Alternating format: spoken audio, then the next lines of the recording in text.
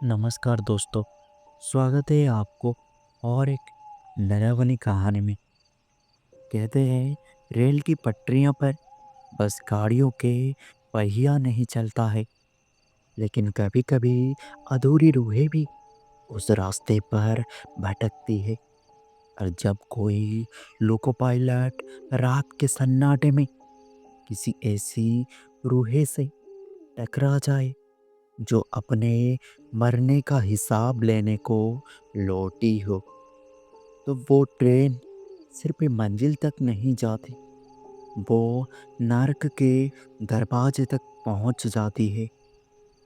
आज की कहानी एक ऐसी सच्ची और पुरानी रेलवे हरर कहानी है जिसके पीछे आज भी कई रेलवे कर्मचारी ड्यूटी लगने से पहले डरते हैं। साल 1998 का दौर था।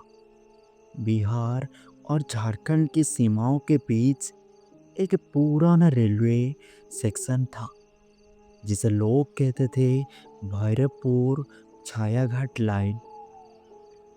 ये ट्रैक दिन में बिल्कुल सामान्य लगता था, लेकिन रात को यहाँ कुछ ऐसा होता था जिसके बारे में बात करने से भी रेल कर्मी कतराते थे। लोको पायलट राम बहादुर यादव 28 साल का जवान इंजन ड्राइवर था। सीधे साधा आदमी था, काम के पक्के, और सब कहते थे राम बहादुर के हाथों में ट्रेन जैसे जादू से चलती है। लेकिन उस रात 14 दिसंबर की ठंडी रात थी। उन्हें ड्यूटी मिली थी भैरवपुर से छायाघाट की मालगाड़ी। उस रात उनका असिस्टेंट था इमरान शेख। इमरान नया नया भर्ती हुआ था, लेकिन बहुत डरपोक था। वो रात गहरी थी, कोहरा इतना था कि 10 फुट आगे कुछ भी दिखता नहीं था। इंजन के अंदर बस लाल मीटर की हल्की रोशनी और दूर से आधी भेड़ियों की आवाज। राम बहादुर ने मजाक में कहा, डर मत इमरान, ये पटरी 50 साल से यही है, कोई भूत यहाँ नहीं दौड़ता है। लेकिन जैसे ही ट्रेन भैरवपुर क्रॉसिंग पार कर रही थी, कोहरे के बीच एक सफेद साया पटरियों पर खड़ा हुआ दिखा। इमरान ने जोर से चीखा, साहब, कोई औरत खड़ी है आगे। राम बहादुर ने हॉर्न बजाई, लेकिन वो औरत नहीं हटी। ट्रेन को जोर से ब्रेक लगाया गया और पहिया चिल्लाते हुए रुका। जब धुआं साफ हुआ, वहां कोई नहीं था, बस रेल की पटरियों पर लाल साड़ी का टुकड़ा पड़ा था और एक पुरानी चूड़ी टूटी हुई पड़ी थी। राम बहादुर अब ट्रेन दोबारा चलाया, लेकिन अब इंजन के अंदर अजीब सन्नाटा था। स्पीडोमीटर अपने आप ऊपर नीचे हिल रहा था। रेडियो से किसी और ड्यूटी का शोर आ रहा था, लेकिन स्टेशन मास्टर की आवाज नहीं, बल्कि एक औरत की कराहती आवाज।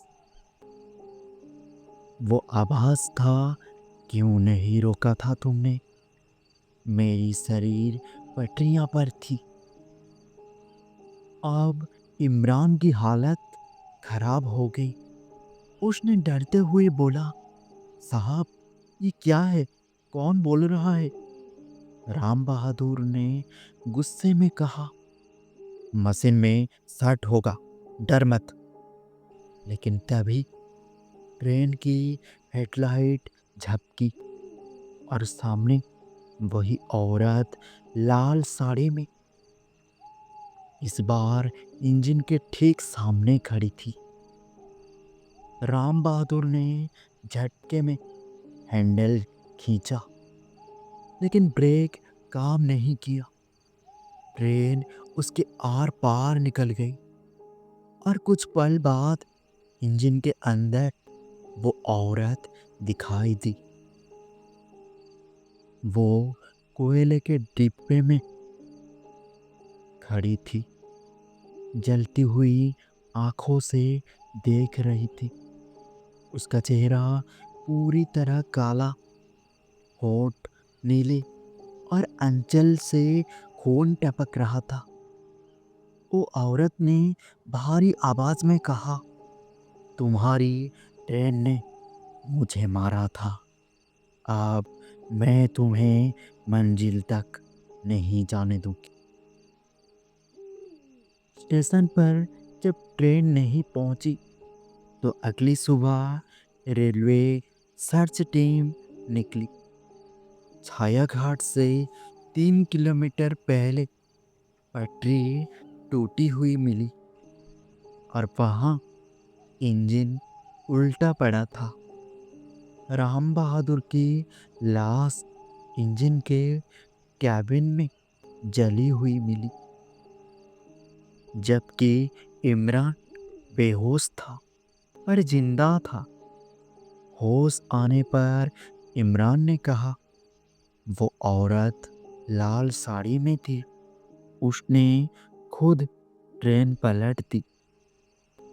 जांच से पता चला 3 साल पहले उसी ट्रैक पर एक महिला की मौत हुई थी। वो अपने पति के साथ भाग रही थी, लेकिन पति चलती ट्रेन के आगे धक्का दे दिया था। वो भैरवपुर और छायाघाट के बीच ही मरी थी। रेलवे ने उस जगह को नाम दिया लाल साड़ी बैंड। हर साल 14 दिसंबर की रात वो ट्रेन अपने आप चल पड़ती है। भले ही इंजन लॉक हो, फिर भी कोहरे में उसकी सीटी सुनाई देती है। रेलकर्मी आज भी उस सेक्शन में रात के 1 से 3 के बीच ड्यूटी नहीं करते हैं।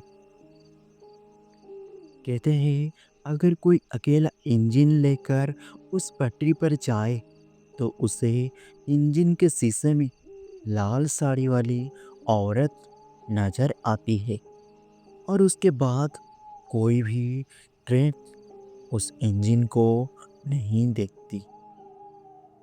रेल की पटरियां सीधी दिखती है, लेकिन उन पर चलते वाली रूहें कई मोड़ छोड़ जाती है। अगर अगली बार आप किसी सुनसान स्टेशन पर रात में खड़े हो और दूर से किसी ट्रेन की सीटी सुनाई दे, तो ये मत सोचना कि वो कोई असली गाड़ी है।